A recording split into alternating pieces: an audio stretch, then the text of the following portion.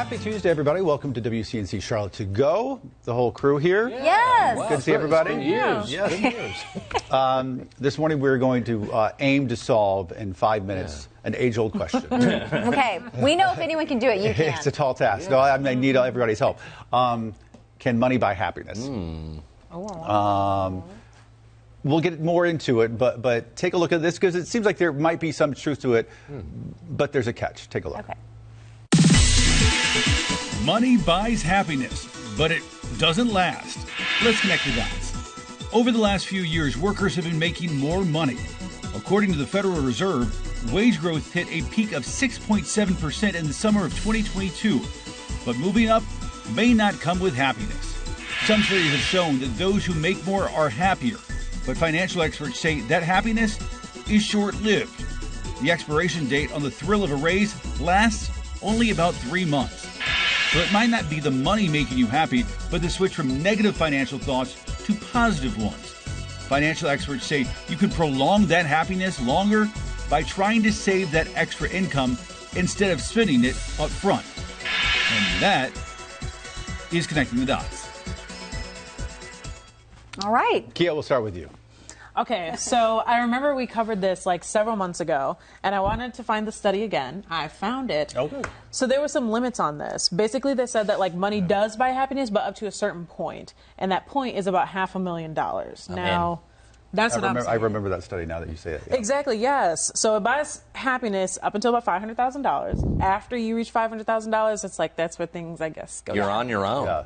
Because it's like the more you have, the more you spend, and the more you want, and then it's just like a downward spiral. Yeah. And you just got different problems at that point. Yeah. Very true. Right. Very true. You've got cousins coming out of the woodwork Exactly, cousins you ain't know about. So. Yeah. that you're having to fight off. I mean, there's like a documentary on all the people who won the lottery, and it's like it never ends well. Yeah. No, it doesn't. Well, the very big jackpots. Yeah. Like, I mean, I'd be willing to take on that role and see if I could make smarter decisions. I'll do the case study. That's Well, right. I'll tell you what, I've got some big money right here. Always comes out with a big box. Lots of Literally money, big so money. just try some. Here that's we go. not going to get me to 500,000 though. Right.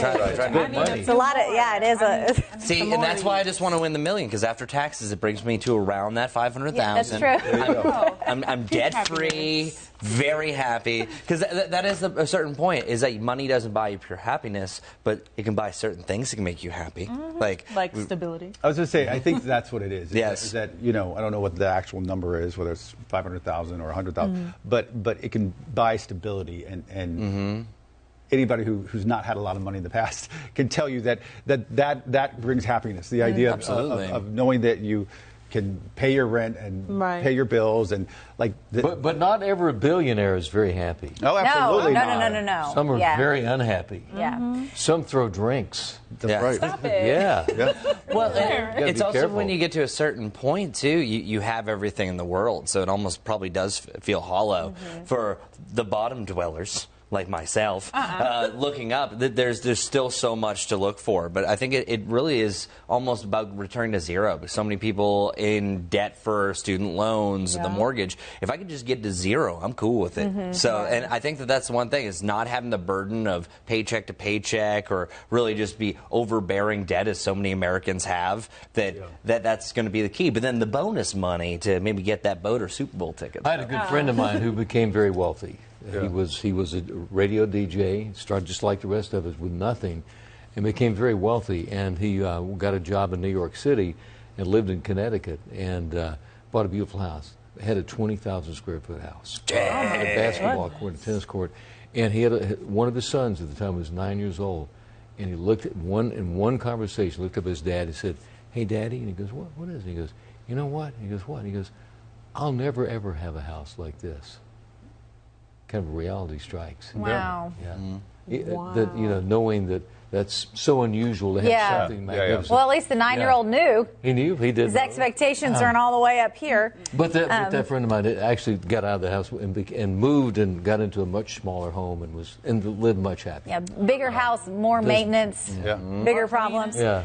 Joy Mott saying money cannot buy happiness. Melissa saying money can make life easier, but not happiness. Happiness comes from within, but also more money, more problems. That's the truth. As Puffy and Notorious B.I.G. said back in the day. That's but going back to your point of security and stuff, we know with like divorce rates and everything, one of the number one issues so many couples have and argue about is money. So just at least getting to that point where you do feel secure and stable, and that's not something that you're worried about. Because as you mentioned, like if you have a lot of debt hanging over you, it's stressful. It's so stressful, and it doesn't go away. It's like a nagging, stressor in the background. But you know, there are a lot of very humble people who do not have a lot of money who are very happy. Yes. Oh, yes. Absolutely. Oh, yes. They live that way, where money is not the goal. Yeah. You know, their life, there are other things in life that give them pleasure and happiness, and they're very happy people, and they live very humbly. So you have to admire those people. Oh, for sure. Oh, I do. I will say, though, especially when it comes to like the people who win the lottery and then kind of decline after, it seems like the one thing in common with most of those folks is that there's not a plan. Yeah. And that's what leads to too much at one time. Exactly. Yeah. And it's overwhelming and it's mismanagement. Look at those athletes and those people in the music industry who had so much at one time, and now they live in poverty. Exactly.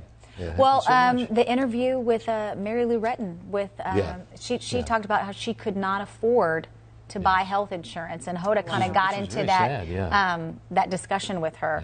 Anders chiming in saying money can't buy happiness, but it can buy peace. Did I already read John Kelly's? It cannot buy happiness, but it can buy peace of mind. So you know, same. I think that's stability and that comfort level in general. So, but I mean, if you're a miserable person, you're going to be a miserable millionaire or a billionaire. Oh, true. If you're like finding things wrong with you have to learn bloom where you're planted. You know, enjoy life where you are. You can always hope for, work harder for more sustainability for your family. But if you're like a negative person all the time and always finding things wrong with things, even if you get more money. Here's a question to ponder, being very serious. How much money would it take to buy peace? Like world peace? Yes. World peace? Yeah. How much money would it take? It's philosophical to the extreme. Yeah, because my own self peace. Well, now see, Larry, I didn't promise to answer that question at the beginning of this. On that note, let us know what you think. I think we answered the other question. I can't answer that question yet. Let us know what you think. Can money buy happiness, or maybe at least peace of mind? And we'll see you back here tomorrow. Thanks, Rain. Yup.